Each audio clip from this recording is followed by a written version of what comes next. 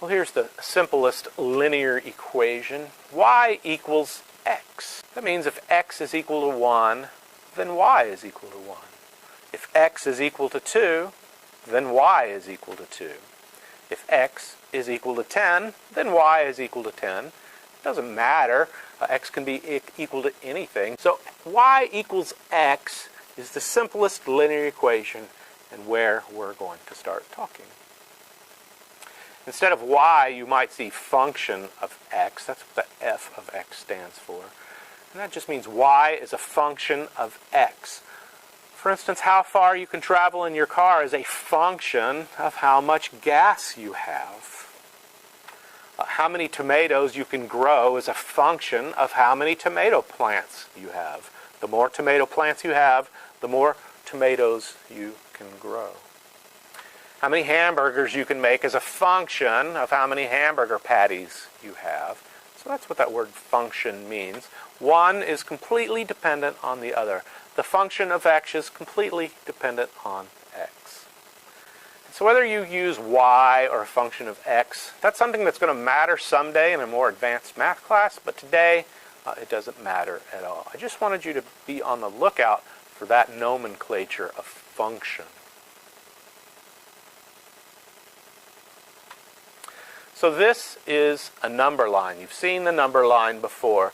I have 0 in the middle, and we count this way. 1, 2, 3, 4, 5, 6, 7, and that line goes on forever.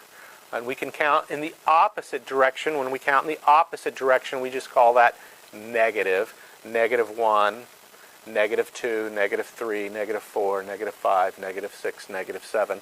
And that line goes on in the opposite direction. We can call that number line, we can call the numbers on that number line, we can call them x.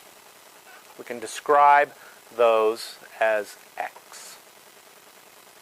So we can plot on the number line.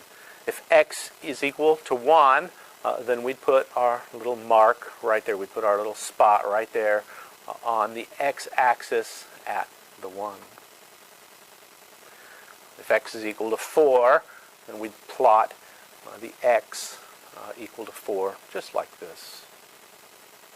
If x is equal to minus 4, then we would plot that number on the line, just like this.